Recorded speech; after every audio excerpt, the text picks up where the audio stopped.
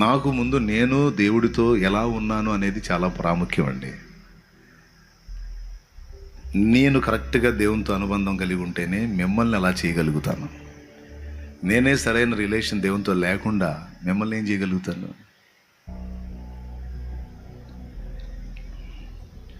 అందుకే ఈరోజు శుక్రవారం ఎట్టి పరిస్థితుల్లో ఉండాలి అని అనుకున్నా దేవునితో ఒప్పందం చేసుకొని నిన్ను స్తుతించుకొని పాడుకొని జంప్ అవుతా దేవా అని అక్కడికి వస్తాను నేను. ఇది మీకు కూడా ఒక అలవాటుగా ఉండనియండి. నిజంగా మీకు కూడా ఇది ఒక అలవాటుగా ఉండనియండి. అంటే అప్పుడప్పుడు ఒంటరిగా దేవుడితో. పోయిన ఆదివారం మాట్లాడాడు, మీతో మాట్లాడాడో లేదో నాకు తెలియదు, నాతో మాట్లాడాడు. ఒంటరిగా ఉంటేనే, అరణ్యపు అనుభవంలో ఉంటేనే సమాజానికి, సంఘానికి, కుటుంబానికి దీవెనకరంగా ఉండగలమనే మాట పోయిన ఆదివారం వర్తమానంలో వచ్చింది. దేవునితో ఒంటరిగా, అలాగే ఒంటి జనము, ఆ జనము ఒంటరిగా ఉంటుంది. అది లోకంలో కలవదు, అది అన్నిల్లో కలవదు, అది ప్రత్యేకంగా ఉంటుంది అని ఒక జనము గురించి, ఒక వ్యక్తి గురించి నేను మాట్లాడాను. కొన్నిసార్లు యేసు ప్రభు సైతం తనతో కూడా ఉన్న శిష్యుల్ని బలవంతముగా పంపివేసి అని ఉంది బైబిల్లో. ఆయన వారిని బలవంతంగా పంపివేసి తండ్రితో గడపడానికి ఏకాంతముగా పోయాను అని ఉంటుంది. నేను చెప్పానని మీరు చేయటం కాదు, లేకపోతే మీరందరూ ఉపవాసానికి రండి అంటే మీరు రావటం కాదు, లేకపోతే మీరందరూ ఏకాంత ప్రార్థన చేయండి రండి అంటే నేను పిలిస్తే రావటం కాదు. నీకు నీకే పుట్టాలి, నీకు నీకే. బ్రదర్ వింటున్నారా? అర్థమవుతుందా? దేవునితో సరైన రిలేషన్ నీకుంటే, సరైన అనుబంధం నీకుంటే, దేవుడికి దూరమైనటువంటి అనుభవం నీకు అర్థమైద్ది. దేవునికి సమీపంగా ఉన్నది నీకు అర్థమైంది, దేవునికి కాస్త దూరం అయ్యానన్న అనుభూతి కూడా నీకు అర్థమైంది. దూరం అవుతున్నాను, కొద్దిగా బిజీ అయిపోయాను, దేవునికి సమయం ఇవ్వలేనంత బిజీ అయిపోయానని నీకు అర్థమైతే ఆ బిజీలన్నీ పక్కన పడేసి, ఎంతటివైనా పక్కన పడేసి ముందు దేవుడితో ఒంటరిగా కొద్ది రోజులు ప్రతిష్ఠించుకొని గడపాలి.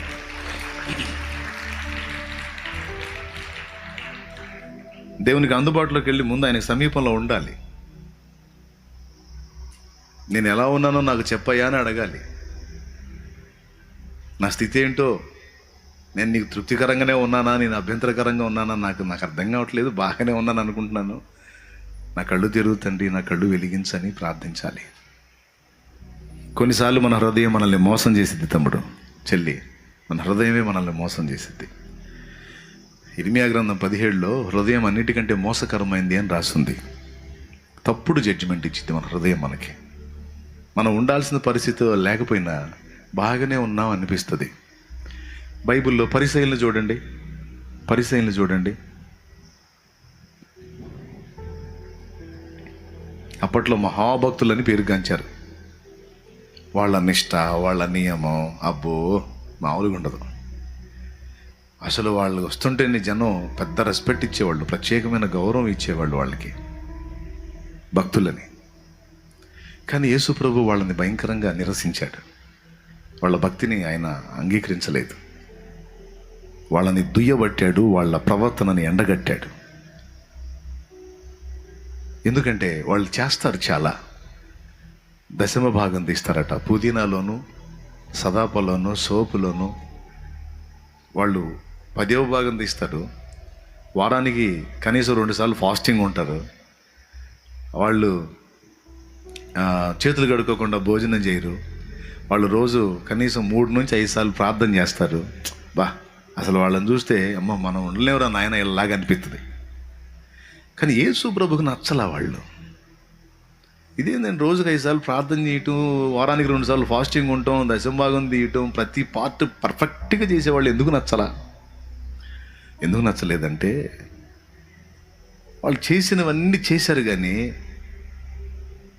అవన్నీ ఆచారంగా చేశారు, ఆత్మను తొలగించుకున్నారు. దేవుణ్ణి హృదయపూర్వకంగా ప్రేమించి దేవునికి అన్ని విషయాల్లో సంపూర్ణ విధేయత చూపిన వారు కాదు.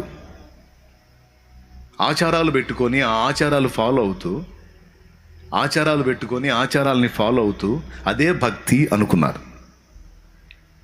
దేవుని ముందు ఎలా ఉండాలో, దేవుని ముందు మన దీనస్థితి, హృదయ స్థితి ఎలా ఉండాలో వాళ్ళు గుర్తుపట్టల. ఎందుకు? వాళ్ళ హృదయం వాళ్ళని మోసం చేసింది. వాళ్ళు ఉండకూడని స్థితిలో ఉన్నారు. అవన్నీ అవసరమే, ఫాస్టింగ్ ఉండటం అవసరమే, ప్రార్థన చేయటం అవసరమే, దేవుని పనికి రాబడిలో నుండి కొంత తోడ్పాటు అందించటం వాస్తవమే, అవన్నీ అవసరమే. కానీ వాటన్నిటితో పాటు దేవుని ముందు దీన మనసు కలిగి ప్రవర్తించడం కూడా అవసరం అన్న సంగతి వాళ్ళు గుర్తుపట్ల. యేసుప్రభు ఒక ఉపమానం చెప్పాడు పరిసయ్యుడి గురించి, సుంకరి గురించి. పరిసయ్యుడు ఒకడు దేవాలయంలోనికి పోయి దేవాలయంలో ప్రార్థన చేస్తున్నాడట. ఏమని? దేవా, నేను ఆ సుంకరుల్లాగా, వేశ్యల్లాగా ఉండనందుకు నీకు స్తోత్రం. వాళ్ళలాగా నేను ఎట్టబడితే అట్టు ఉండను. నేను వారానికి 2 సార్లు ఫాస్టింగ్ ఉంటాను. నేను రోజుకి 5 సార్లు ప్రార్థన చేస్తాను. నేను వారిలాగా ప్రార్థన చేయకుండా ఉండను, వారిలాగా నేను అపవిత్రంగా ఉండను. దేవా, నేను ఇంత భక్తుడిని, అంత భక్తుడిని అని ఎన్ని ఏకరో పెడుతున్నాడు తన భక్తి.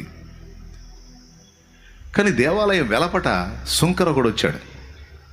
సుంకరి వాడు దేవుని కోసమే వచ్చాడు. పరిసయ్యుడు దేవుని సన్నిధిలో, దేవుని మందిరంలోకి ధైర్యంగా వెళ్ళిపోయి మందిరం లోపలికి వెళ్ళిపోయి ప్రార్థన చేస్తున్నాడు, ఇప్పుడు నేను చెప్పినట్టు. కానీ సుంకరి కూడా దేవుడిని వెతుకడానికి వచ్చాడు. కానీ దేవాలయంలోకి వెళ్ళాల. దేవాలయం వెలపట నిలబడ్డాడు. నిలబడి ఏడుస్తున్నాడు, రొమ్ము కొట్టుకుంటున్నాడు. ఏమంటున్నాడు తెలుసా? దేవా, నేను పాపిని అంటున్నాడు. నీ వైపు చూడటానికి కూడా నాకు అర్హత లేదు అంటున్నాడు. నీ పరిశుద్ధ ఆలయంలోకి అడుగు పెట్టడానికి నాకు యోగ్యత లేదు. నేను భక్తిగా ఉండలేకపోయాను, ఆత్మీయంగా ఉండలేకపోయాను, నేను ఎదుట యుక్తంగా నడుచుకోలేకపోయాను, నేను ఇలాంటి క్రియలు చేశాను, నేను ఇలా అలా అని తను గూర్చి తను విమర్శించుకుంటూ ఎవరి జోలికి పోలా. కానీ లోపల పరిసయ్యుడు సుంకరులాగా నేను ఉండనందుకు నీకు స్తోత్రం, వేశ్యలాగా నేను ఉండనందుకు నీకు స్తోత్రం, వాళ్ళలాగా నేను అట్లా ఉండను, ఎట్లా ఉండను, దేవా నేను ఇలా ఉన్నాను, అలా ఉన్నానని అవతలోడిని డిమోట్ చేసి తను ప్రమోట్ చేసుకుంటున్నాడు దేవుని ముందు. కానీ సుంకర అలా లేడు. సుంకరి ఎవరి గురించి ఎత్తలేదు, తన్ను గూర్చి తను మాట్లాడుతూ ఉంటాడు. తెలుసా, దేవా, నీ పరిశుద్ధ ఆలయంలోకి అడుగు పెట్టడానికి కూడా నాకు అర్హత లేదు ప్రభు, నేనేంటో నేను గుర్తుపట్టాను, నేను మంచివాడిని కాదు అని వాడు ఏడుస్తున్నాడు. ఆకాశం వైపు కళ్ళెత్తడానికి కూడా ధైర్యం చాలేదట. చూడండి, ఈ మాటలు వింటంటేనే మీకు ఎవరి పట్ల మమత కలిగించి చెప్పండి. నీకు ఎవరి పట్ల మమత, మనుషులుగా మీకు ఎవరి పట్ల మమత కలిగించి చెప్పండి. సుంకర్ని ఆమోదిస్తారా మీరు, లేకపోతే పరిసయ్యుడిని ఆమోదిస్తారా? ఎవరిని ఆమోదిస్తారు? సుంకర్నేనా? సుంకర్లు మంచోళ్ళు కాదే అయితుండొచ్చు, కానీ దేవుని ముందుకు వెళ్ళినప్పుడు వాళ్ళు తమను తాము విమర్శించుకొని, తామేంటో దేవుని ముందు చెప్పుకొని, తమ స్థితిని, తమ నిజస్థితిని తాము గుర్తుపట్టారు. కానీ పరిసయ్యుడు అట్లా కాదు. నేను భక్తిలో ఉన్నాను, దేవునితోనే ఉన్నాను, నేను అలా ఉన్నాను, ఇలా ఉన్నాను, నేను రోజు ప్రార్థన చేసుకుంటున్నాను, నేను అట్టున్నాను, ఎట్టున్నానని తను తన నిజస్థితిని తను గుర్తుపట్ల. అరే ఇవన్నీ చేస్తున్నాను ఓకే, కానీ వీటిని బట్టి దేవుని ముందు నేను అతిశయపడకూడదు. దేవుని ముందు నేను దీన మనసు కలిగి ఉండాలి. నేను ఎంత నీతి నియమాలు, నిష్ఠా నియమాలు కలిగినప్పటికీ నీ దేవుడు నా నీతిని బట్టి కదా, ఆయన కృపను బట్టి నన్ను ఆమోదిస్తాడు. దేవా, నీ దాసుడను ప్రభు, నేను యోగ్యుడను కాదు అని వీడు కూడా అంటే ఎంత బాగుండు. ఆయన పరిసయ్యుడు అలా అనలేదు. ఇప్పుడు ఏమర్థం అవుతుంది? ఎవరి హృదయం ఎవరిని మోసం చేసింది చెప్పండి? పరిసయ్యుడి హృదయం మోసం చేసింది.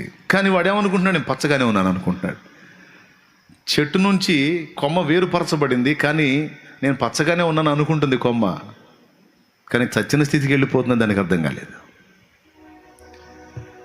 ఇలాగా పరిసయ్య భక్తిలోకి వెళ్లకుండా మనల్ని మనం శబాష్ అనుకోకుండా జాగ్రత్త పడాలి. ఇది చాలా కీలకమైన మాట, నీకు బాగా ఉపయోగపడుతుందని చెప్తున్నాను ఈ శుక్రవారం వేళ. నన్ను నేను అలా పరిశీలించుకోవడానికి ఇష్టపడుతున్నాను, మిమ్మల్ని మీరు అలా పరిశీలించుకోవడానికి ఇష్టపడండి. మిమ్మల్ని మీరు జాగ్రత్త పడండి. శుక్రవారం వేళ ఉపవాసం ఉండి భక్తిగా దేవుని పాదాల దగ్గరికి వస్తారు కనుక పొద్దున్నే లేచి ప్రార్థన చేస్తున్నందున, లేకపోతే క్రమంగా చర్చికి వెళ్తున్నందున, లేకపోతే రాబడిలో దశభాగం తీస్తున్నందున, ఇతరుల కంటే నీతిగా ఉన్నందున ఇతరుల మీద అతిశయపడద్దు. నేను బాగానే ఉన్నానని నువ్వు మెచ్చుకోవద్దు. నువ్వు ఎలా ఉన్నావో దేవుని ముందుకు వెళ్తే నీకు చెప్తాడు. ఎక్కడెక్కడ లోపాలు ఉన్నాయో చెప్తాడు. అందుకే కొన్నిసార్లు అచ్చంగా పరిశీలన కోసమే వెళ్ళాలి దేవుని ముందుకి. నేను ఎలా ఉన్నానో చూడు, నా లోపాలు నాకు చెప్పు అని పోయి కూర్చోవాలి. నేను దిద్దుకుంటాను దేవా అని కూర్చోవాలి. దేవునికి మహిమ కలుగును గాక. ఏమంటారు? అవసరమా అనవసరమా? అంతే. ఇంతమందికి చెప్పే నాకు నేను చెప్పుకోపోతే ఎట్టా? నాకు నేను బోధించుకోపోతే ఎట్టా? నన్ను నేను హెచ్చరించుకోపోతే ఎట్లా? నాకు నేను బోధించుకొని, నన్ను నేను విమర్శించుకొని హెచ్చరిక చేసుకోవడం ఎలా సాధన చేసుకున్నానో, మీరు కూడా అలా నేర్చుకోమని మిమ్మల్ని పిలుస్తున్నాను.